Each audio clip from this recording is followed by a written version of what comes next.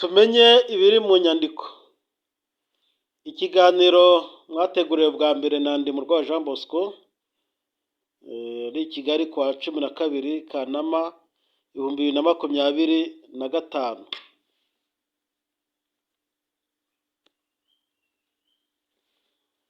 Ndabashuhuje mwese abakurikirana ibiganiro byo kuri uru rubuga rw'Injyana mu Byiza, mu rwego rwo gukomeza gushaka gushyira mu bikorwa intego ya gatatu yarwo, ariyo yo gusangira ubumenyi bw'ibanze bwafasha mu iterambere ry'imibereho myiza ya muntu. Hatekerejwe gutangira igikorwa cyo kujya dufatanya n'abakurikira urubuga gusoma zimwe mu nyandiko, cyane cyane nk'amabwiriza, amateka n'amategeko byatangajwe n'inzego zibifitiye ububasha.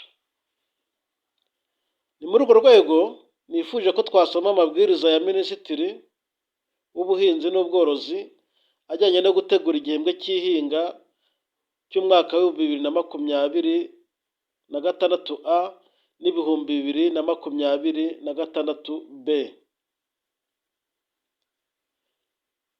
Ni ikiganiro cyahawe nimero ya mbere. Tumenye ibiri mu nyandiko nimero ya mbere.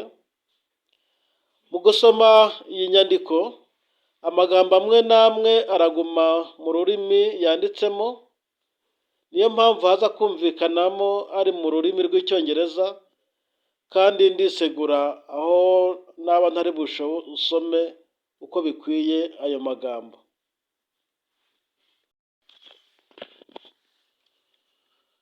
Amabwiriza ya Minisitiri w'Ubuhinzi n'Ubworozi nimero 001/2025 yo kuwa 1 Nyakanga 2025 yerekeranye n'itangwa ry'inyongeramusaruro z'ubuhinzi, ni ukuvuga ifumbire mvaruganda n'imbuto z'indobanure, harimo nkunganire ya leta mu bihembwe by'ihinga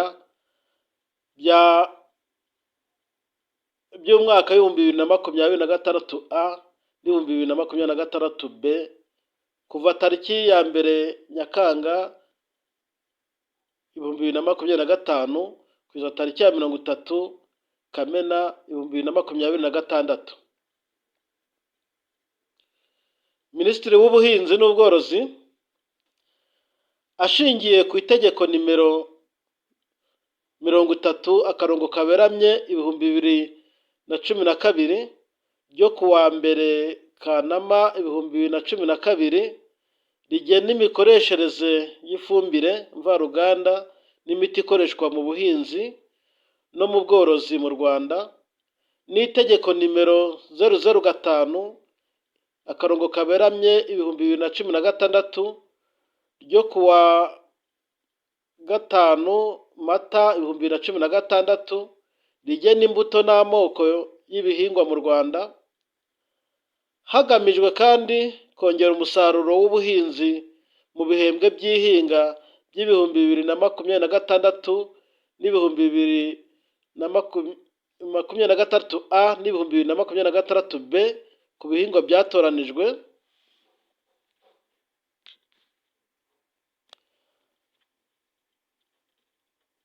Atanze amabwiriza akurikira.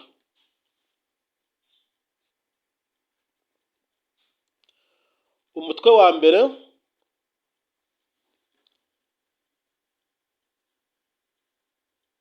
itangwa ry'ifumbire mvaruganda yunganiwe na leta.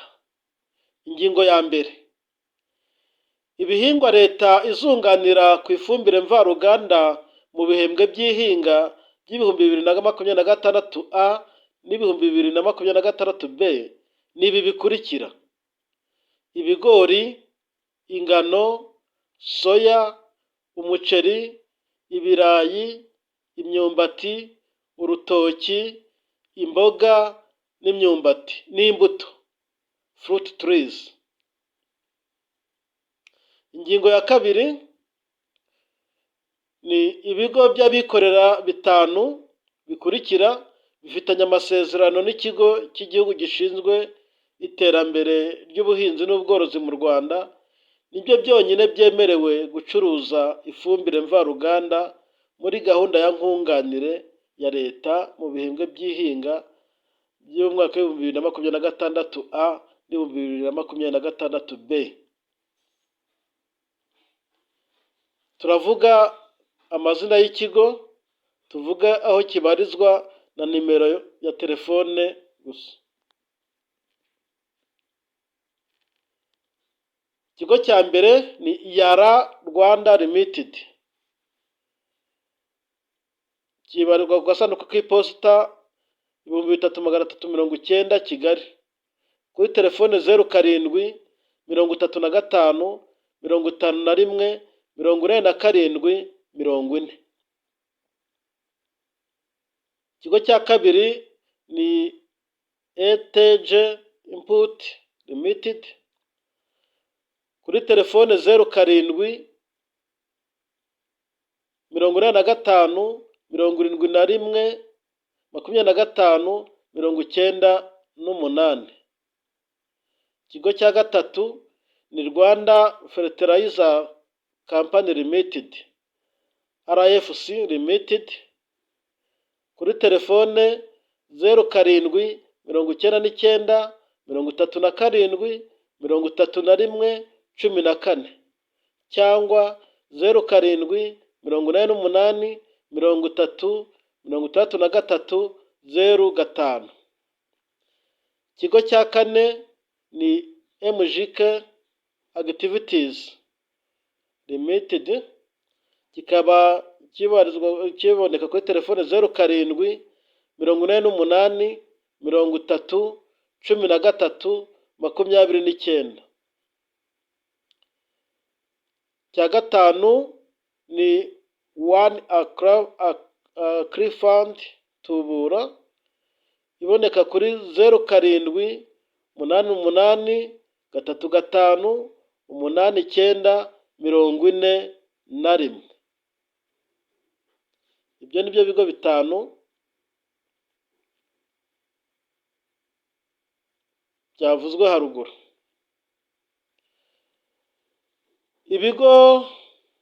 Ibi bigo bisabwa kugeza ifumbire mu gihugu cyangwa kuyitunganyiriza mu gihugu ku gihe no kuyicuruza binyuze ku kigo cyitwa Agro Processing Trust Corporation Limited APTC Limited, ndetse no ku bacuruzi b'inyongeramusaruro agro dealers bakora mu mirenge itandukanye mu turere twose. Ingingo ya gatatu, mu bihembwe by'ihinga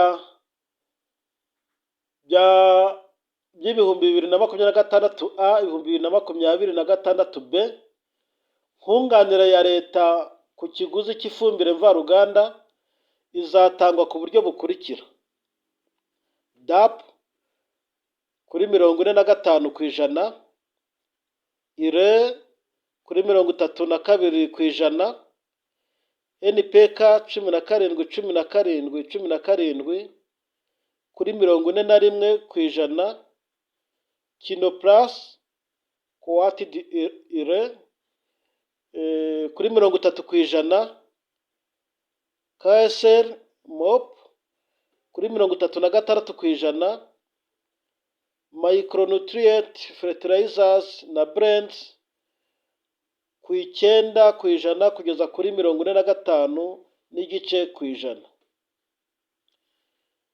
Ingingo ya kane, abahinzi bazagura ifumbire mvaruganda ku bacuruzi b'inyongeramusaruro agro dealers bo mu mirenge yabo ku giciro kiriho nkunganire ya leta ku buryo bukurikira: ibiciro by'ifumbire mvaruganda yunganiwe na leta mu bihembwe by'ihinga ibihumbi 2026 A n'ibihumbi 2026 B. Turavuga ubwoko bw'ifumbire, igiciro cyose cy'ifumbire ni amafaranga kuri kilogarama imwe, nkunganire ya leta ni ukuvuga amafaranga leta yunganira kuri kilogarama imwe, n'igiciro ntarengwa ku muhinzi kuri kilogarama imwe. Duhere ku cyiciro cya mbere cyitwa macronutrient fertilizers. Ifumbire ya mbere ni ire. Igiciro cyose cy'ifumbire ni amafaranga 1190. Nkunganire ya leta ni amafaranga 380. Igiciro ntarengwa ku muhinzi ni amafaranga 810. Ifumbire ya kabiri ni DAP. Igiciro cyose cy'ifumbire ni amafaranga 1693. Nkunganire ya leta ni 761. Naho igiciro ntarengwa ku muhinzi ni 932. Ifumbire ya gatatu ni NPK 17. Igiciro ntarengwa igiciro cyose ni 1339. Nkunganire ni amafaranga 531. Igiciro ntarengwa ku muhinzi ni 808. Ifumbire ya kane ni Kayino Plus. Igiciro cyose ni 1260. Nkunganire ya leta ni 378. Naho igiciro ntarengwa ku muhinzi ni 882. Ifumbire ya gatanu ni TSP. Igiciro cyose ni 1448. Nkunganire ya leta ni 433. Naho igiciro ntarengwa ku muhinzi ni 1011. Ifumbire ya gatanu ni NPS 19, nomero 19 kugeza kuri 38/0, wongeyeho 7S. Igiciro cy'ifumbire yose ni 1556. Nkunganire ya leta ni 437. Igiciro ntarengwa ku muhinzi ni 1089. Turi kandi kuri ifumbire ya karindwi ni NPSB 19/38/7S 0.1B. Igiciro cyose ni 1532. Nkunganire ya leta ni 469. Naho igiciro ntarengwa ku muhinzi ni 1093. Ifumbire ya munani ni KSL MOP. Igiciro cyose ni 1179. Nkunganire ya leta ni 428. Igiciro ntarengwa ku muhinzi ni 755. Turagiye ku cyiciro cya kabiri cy'amafumbire. Ni amafumbire yitwa macro na micronutrient hamwe na blended fertilizers. Ifumbire ya 9 ni blended NPK 17 bakunze kwita tweze. Igiciro cyayo ni 1330. Nkunganire ya leta ni 305. Igiciro ntarengwa ku muhinzi ni 725. Ifumbire ya 10 ni blended NPK 17 yitwa Kinok. Nayo igiciro ni 1330. Nkunganire ya leta ni 545. Igiciro ntarengwa ku muhinzi ni 745. Ifumbire ya 11 ni blended NPK 17 yitwa Unique. Ikiguzi cyayo ni 1330. Nkunganire ya leta ni 545. Igiciro ntarengwa ku muhinzi ni 785. Ifumbire ya 12 ni ire. Yongereho sulfure 40 nitrate bongeyeho 5.5 ya sulfure, ni ukuvuga na Midas hamwe na Kinoc Plus, ikaba ari 1273. Nkunganire yayo amafaranga 300. Igiciro ntarengwa ku muhinzi ni amafaranga 973. Ifumbire ya 13 ni NPK 23/10/5 yongeraho SZ MG yitwa Cereal and Kinoc Power Grow, ikaba ari 1333. Nkunganire yayo ni 435. Igiciro ntarengwa ku muhinzi 898. Ifumbire ya 14 ni NPK 15/9/20 yongeraho SB ZN MG MN udukubo wina ni 1527. Nkunganire yayo ni 435. Igiciro ntarengwa ku muhinzi ni 1092. Ifumbire ya 15 ni 15N yongeraho 25.6% bya CAO, bongeyeho 0.3 B nitrable and calcible, ikaba ari 1138. Inkunganire yayo ni 110. Igiciro ntarengwa ku muhinzi ni 1058. Ifumbire ya 16 ni 24/10/7 CAO, wongeyeho 6S CAN sulfan ni 1151. Nkunganire ni 360. naho igiciro ntarengwa ni 791. Ifumbire ya 17 ni 13/24/12 wongeyeho 7.5 S, wongeyeho 2 maga, wongeyeho ikaba izwi ku izina rya Otesha, ni 1527. Nkunganire yayo ni 450. naho igiciro ntarengwa ni 1077. NPK blend ni 1000. NPK blend 17/29/6 yongeramo 7 S 0.2 ZN microp planting ni 1330. Noneho igiciro nkunganire ni 435. Igiciro ntarengwa ku muhinzi ni 865. Tugeze ku kindi cyiciro kijyanye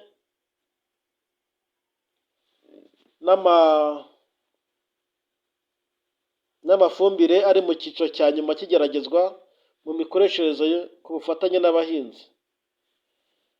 Iya 19 yitwa Blend NPK 17/26/12 yongeramo 0.27 S, wongeyemo 1.9 C, wongeyemo 0.51 ZN, wongeyemo 0.20 B, ikaba ari 1735. Nkunganire ikaba ari 359. naho igiciro ntarengwa ku muhinzi kikaba ari 1076. Ifumbire ya 20 ni NPK blend 18/32/9 yiyongeramo 0.27 bya S, kongeramo 0.51 ZN, kongeraho 0.20 B, bikaba ari 1690, nkunganire yayo ikaba ari 342. Umuhinzi, igiciro ntarengwa ku muhinzi kikaba ari 1048. Dufite kandi NPK Blend, ni ifumbire ya 21, NPK Blend 1838 yongeramo 0.27 sa, hongeyeho 0.51 ZN, hongeyeho 0.2 B, ikaba ifite igiciro cye 1720, nkunganire yayo ni 358, naho igiciro ku muntu ntarengwa ku muhinzi ni 1066. Ifumbire ya 22 ni Blend NPK 17 yiyongeraho 0.21 sa, 0.51 ZN, 0.20 B, ikaba igura 1720, nkunganire yayo ni 658, naho igiciro ntarengwa ku muhinzi kikaba ari 1066. Hari kandi ifumbire ya 23 Blend PK 31/10 yiyongeramo 8 cyanawo, ikaba igura 1258, ifite nkunganire ya 378, igiciro ntarengwa ku muhinzi kikaba ari 880. Dufite ifumbire ya 24 ni NPK 13/26/12 yiyongeramo 5 sa, kongeraho 0.07 B, kongeraho 0.1 ZN, ikaba igura 1578, nkunganire yayo ni 598, naho igiciro ntarengwa ku muhinzi kikaba ari 976. Dufite kandi ifumbire ya 25 ariyo Blend, ni yo mu bwoko bwa Blend NPK 15/30/12 yongeramo 5.6 sa, kongeramo 0.08 B, kongeramo 0.1 ZN, ikaba igura 1673, nkunganire yayo ni amafaranga 336. Umuhinzi, igiciro ntarengwa ku muhinzi kikaba ari 1037.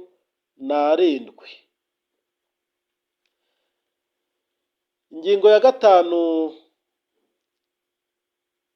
iragira iti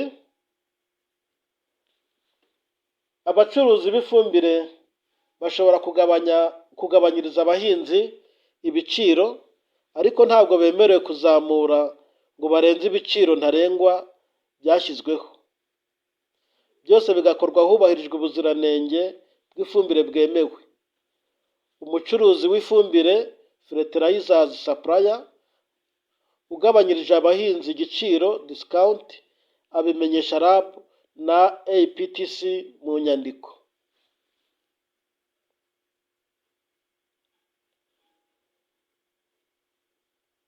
Tugiye ku mutwe wa kabiri.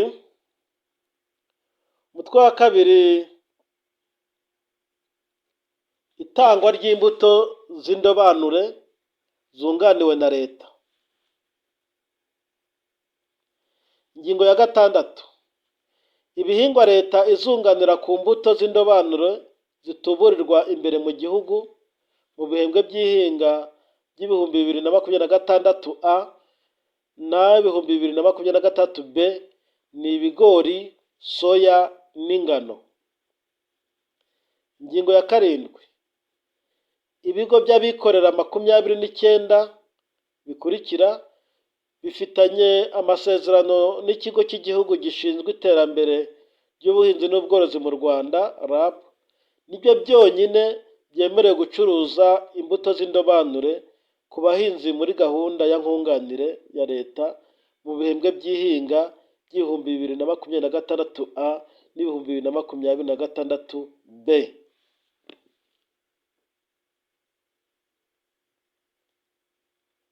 Turavuga izina ry'ikigo,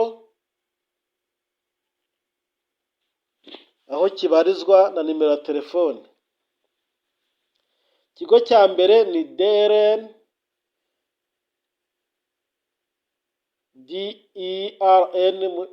Seed Company, kibarizwa i Musanze, kuri telefone 07 88 65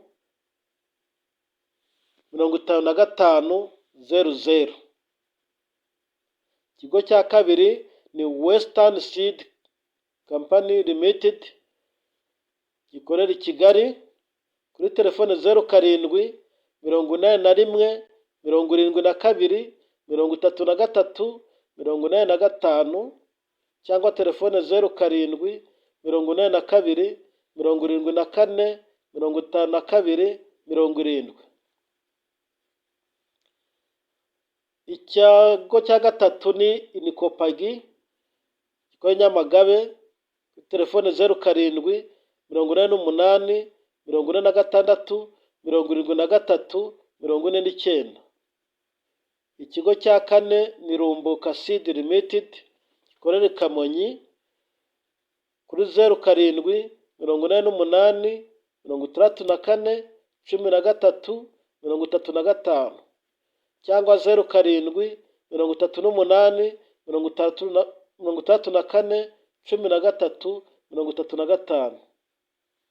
Ikigo cya gatanu ni Koperative ya BEM, ikorera i Muhanga, kuri telefone 07 83 19 02 28.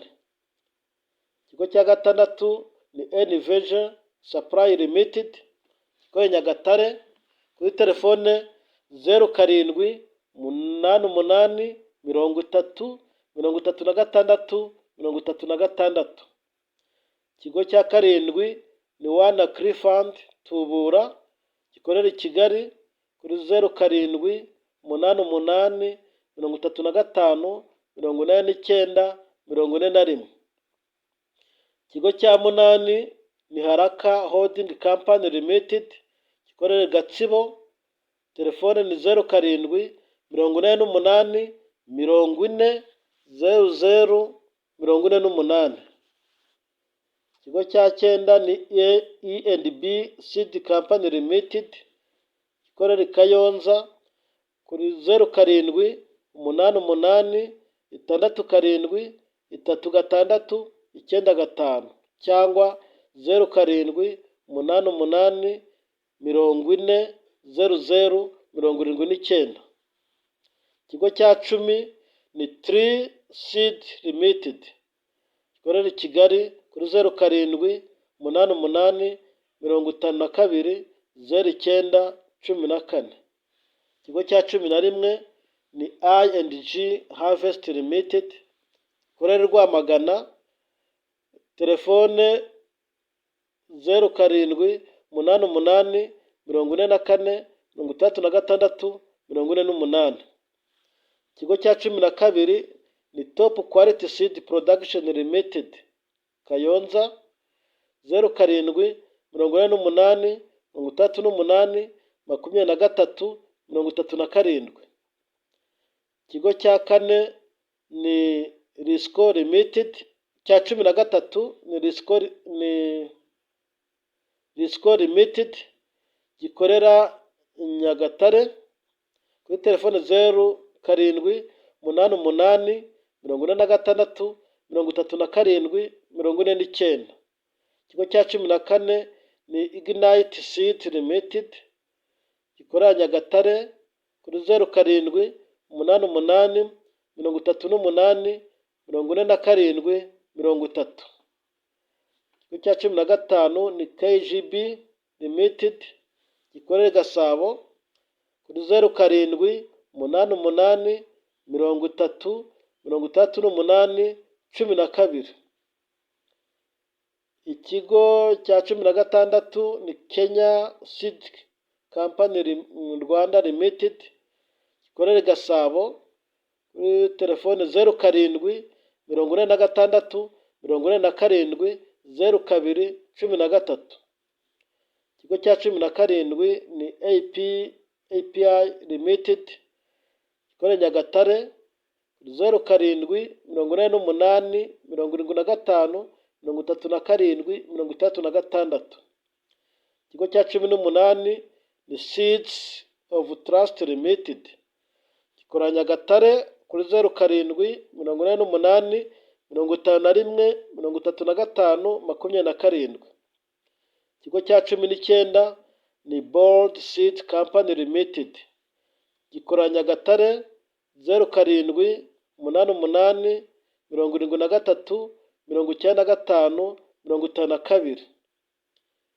Ikigo cya 20 ni Kodernya Ibakwe gikorera Gicumbi, kuri telefone 07 43 41 24 54. Ikigo cya 21 ni Nzeyalex Limited gikorera Ngoma, kuri telefone 07 42 17 26 33. Ikigo cya 22 ni Sozo Company Limited gikorera Gasabo, kuri telefone 07 48 43 32 42 cyangwa 07 88 35 36 23. Ikigo cya 23 ni Rwasmo Limited gikorera i Kigali, kuri 07 88 54 23 68. Ikigo cya 24 ni Teje Input Limited gikorera i Kigali, kuri 07 85 71 25 98. Ikigo cya 25 ni EMF AGM Limited gikorera Gatsibo, 07 88 30 76 09. Ikigo cya 26 ni Eastern Seed Solution Company Limited gikorera Gatsibo, kuri 07 88 48 64 54 cyangwa 07 88 75 82 46. Ikigo cya 27 ni Koperative Comixbu ikorera Urulindo, kuri 07 86 45 76 97. Ikigo cya 28 ni Nayiko gikorera Kirehe, kuri 07 88 36 37 00.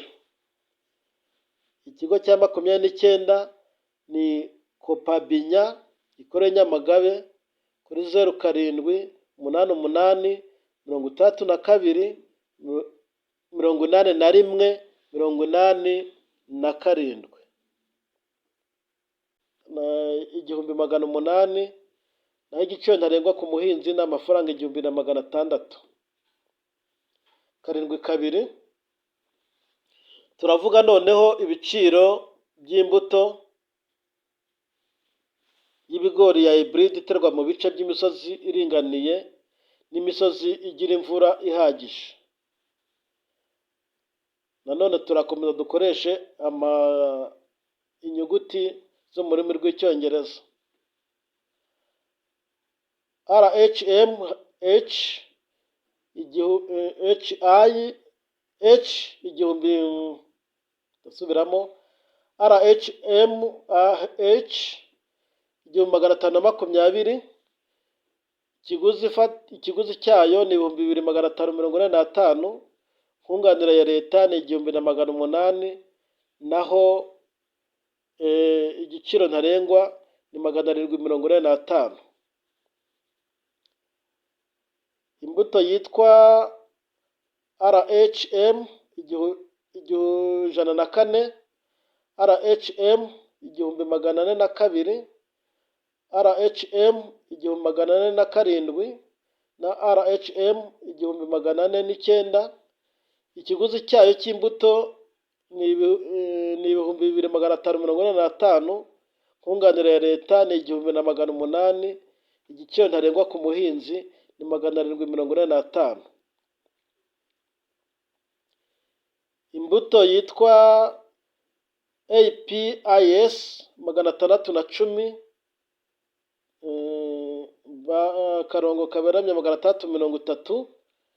Ikiguzi cy'imbuto cyayo kigura 2,750, nkunganire ya leta ni amafaranga 1,800, igiciro ntarengwa ku muhinzi ni 950.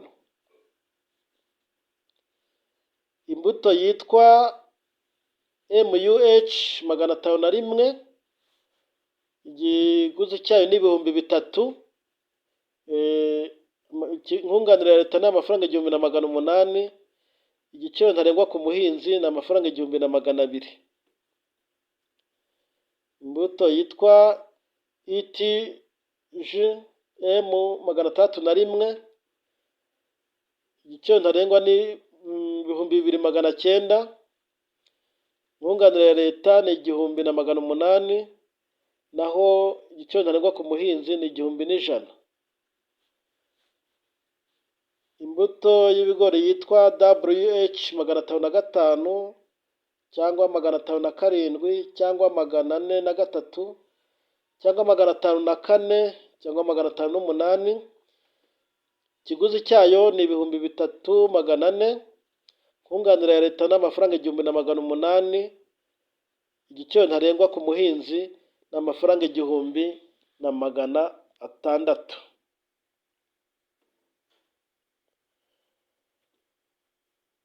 Ubwoko 7-3 ni ibiciro by'imbuto y'ibigori ya hybrid iterwa mu misozi migufi no mu bibaya. Hari imbuto yitwa LHM 104, LHM 1402, RHM 1407 na RHM 1409. Ikiguzi cyose cy'imbuto ni 2,545, naho nkunganire ni 1,800, igiciro ntarengwa ni 745. Imbuto yitwa WH 505 cyangwa 507 cyangwa 403 cyangwa 504 cyangwa 101 cyangwa 509 cyangwa 301, ikiguzi cyayo ni 3,400, nkunganire ya leta ni 1,800, igiciro ntarengwa ku muhinzi ni 1,600. Imbuto yitwa APIS 310, ikiguzi cyose cy'imbuto ni 2,750, nkunganire ya leta ni 1,800, naho igiciro ntarengwa ku muhinzi ni 950. Ibiciro by'imbuto ya soya: hari icyiciro cy'imbuto ifite icyemezo bita mu cyongereza certified seed. Imbuto ya mbere yitwa PK 6 SB 24 cyangwa RWA SOY 20 akarongo 1 kugeza ku 8. Ikiguzi cyayo ni 1,500, nkunganire ya leta ni 855, igiciro ntarengwa ku muhinzi ni 645. Hari icyiciro cy'imbuto ifite ubwiza bwemewe cyo bita quality declared seed, PK6 cyangwa SB 224 cyangwa RWACO LSO Y20 igiciro cyayo ni 350. Nkunganire ya leta ni 770. Igiciro ntarengwa ku muhinzi ni 580. Hari ibiciro by'imbuto y'ingano.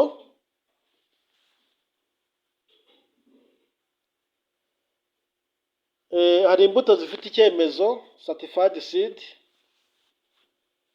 iyitwa Nyaruka, Gihundo, Rengerabana, Cyumba, Reberaho, Majyambere, Keza, Mizero, Kibatsi, Nyangufi, KS Njoro 2, KS Mwamba, KS Nshozi. Iyo ngiyo ikiguzi cyazo ni 550. Nkunganire ya leta ikaba ari 850, naho igiciro ntarengwa ku muhinzi ikaba ari amafaranga 700.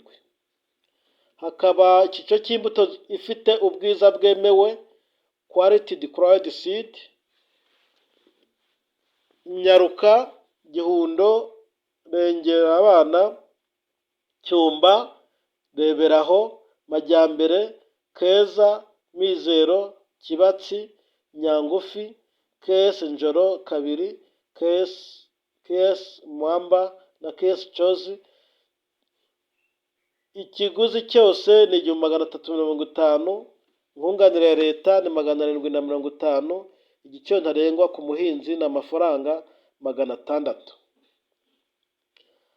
Abacuruzi b'imbuto bashobora kugabanyiriza abahinzi ibiciro, ariko ntago bemerewe kuzamura ngo barenze ibiciro ntarengwa byashyizweho. Byose bigakorwa hubahirizwa ubuziranenge bw'imbuto bwemewe. Umucuruzi w'imbuto seed supplier ugabanyirije abahinzi igiciro discount abimenyesha RAB na APTC mu nyandiko.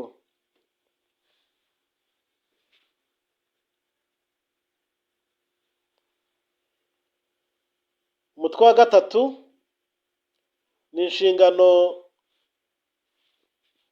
inshingano z'abafite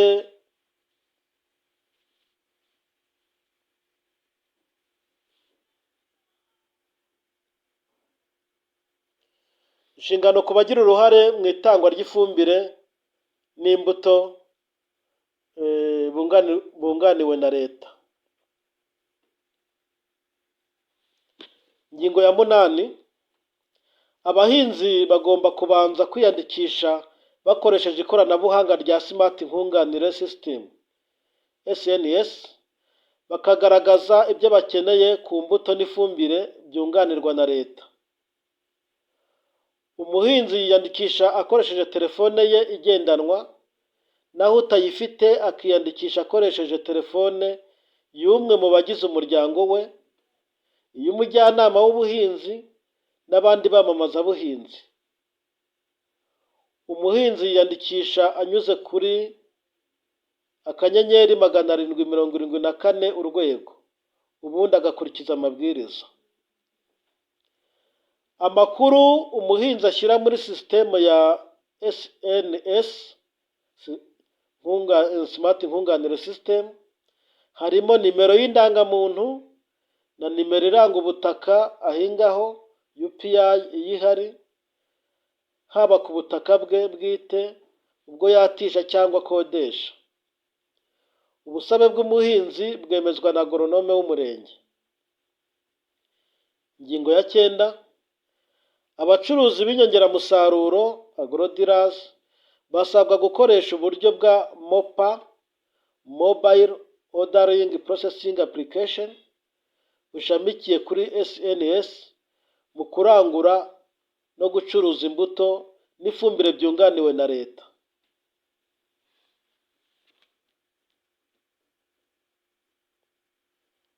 Ingingo ya 10,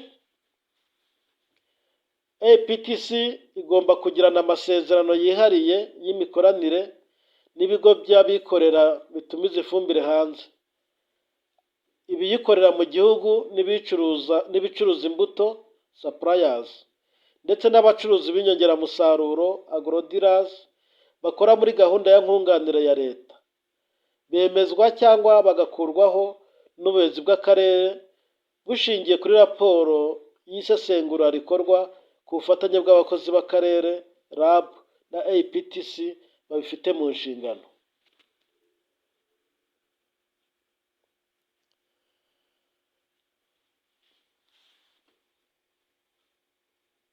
Ingingo ya 11, APTC ku bufatanye n'izindi nzego bireba ifite inshingano zo kugenzura no gukurikirana uburyo ifumbire mvaruganda n'imbuto z'indobanure byunganiwe na leta zigera ku bacuruzi b'inyongeramusaruro n'abahinzi.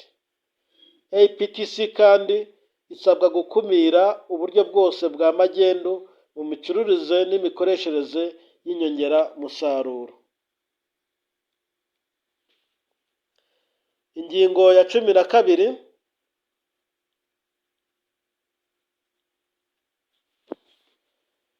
itsinda ry'akarere APTC na RAB rikora igenzura mu mitangire y'inyongeramusaruro zunganiwe na leta, hasurwa abacuruzi b'inyongeramusaruro nibura inshuro imwe mu gihembwe cy'ihinga, hagakorwa ibarura ry'ingano y'ifumbire n'imbuto biri mu bubiko, imicururize ndetse n'ubuziranenge bwazo.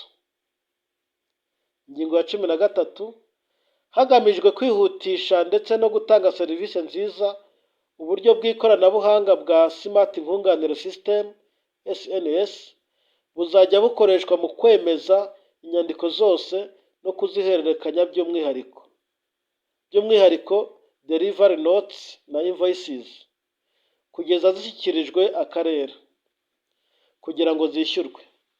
Hagomba kandi kubikwa inyandiko zose zifashishwa mu igenzura ry'imikoreshereze y'imari ya leta igenewe nkunganire ku ifumbire n'imbuto.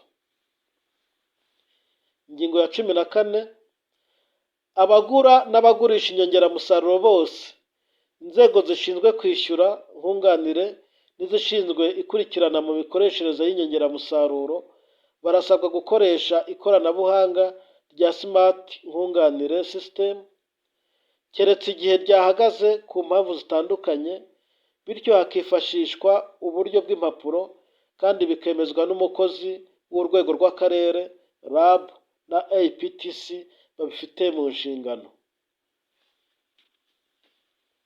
Ingingo ya 15,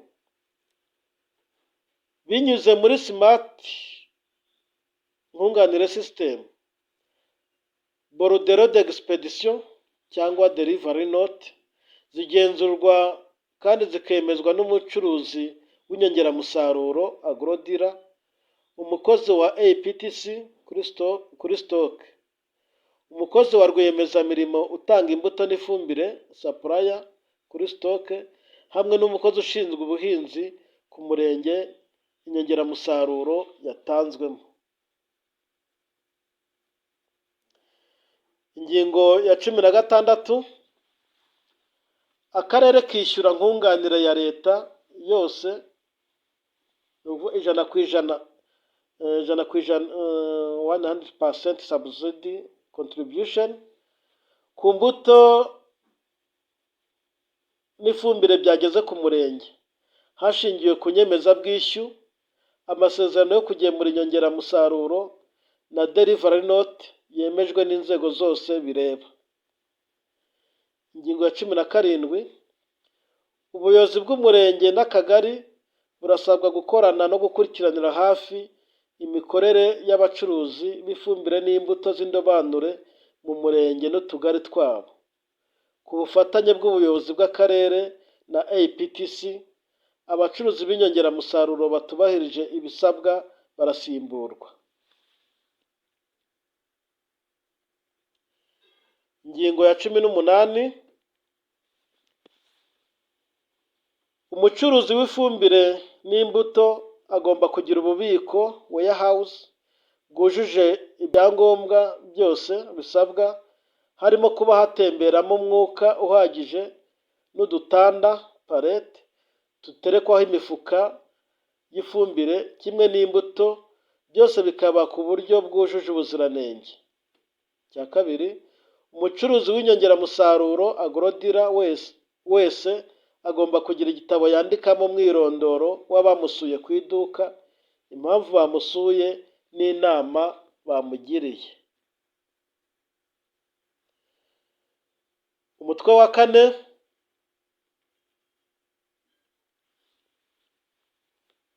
ubukangurambaga bukenewe mu kwitegura itangira rya buri gihembwe cy'ihinga. Ingingo ya 19, kugira ngo igihembwe cy'ihinga kigende neza, ubuyobozi bw'akarere burasabwa ibi bikurikira: gukoresha inama ku gihe zo gutegura no gushyira mu bikorwa igihembwe cy'ihinga, gukangurira abahinzi gahunda yo guhuza ubutaka, guhinga ibihingwa byatoranijwe, gukoresha inyongeramusaruro, imbuto nziza, ifumbire y'imborera, imvaruganda n'ishwagara ahari ubutaka busharira ku butaka bwose buhingwa, no gukangurira abahinzi gukoresha ikoranabuhanga rya smart nkunganire. Gukangurira abahinzi guhinga ubutaka bwose bushobora guhingwa, kububyaza umusaruro no guhingira igihe. Gukurikirana kw'imbuto n'ifumbire bigezwa ku bahinzi ku gihe kandi bikoreshwa neza.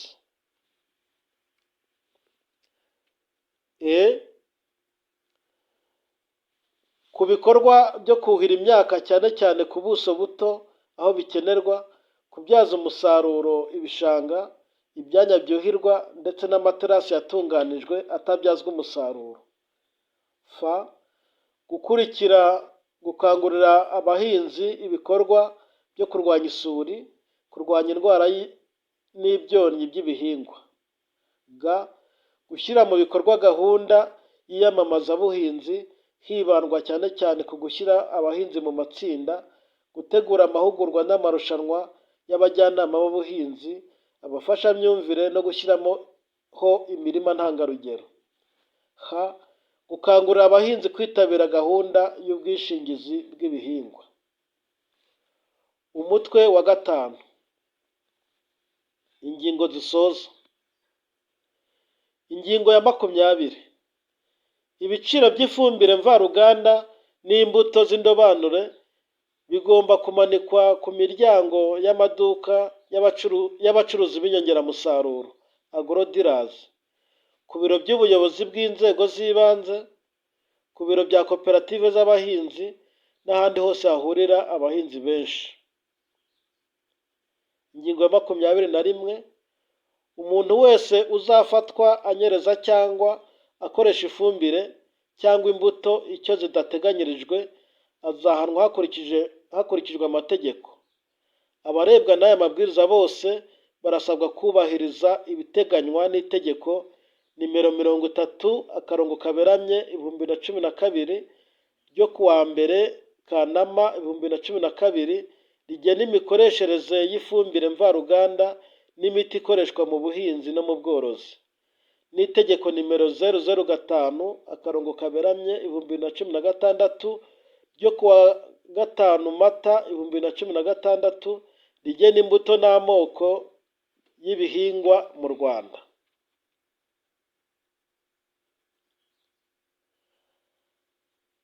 Aya mabwiriza atangiye kubahirizwa ku munsi ashyiriweho umukono, bikorewe i Kigali ku wa 1 Nyakanga 2025.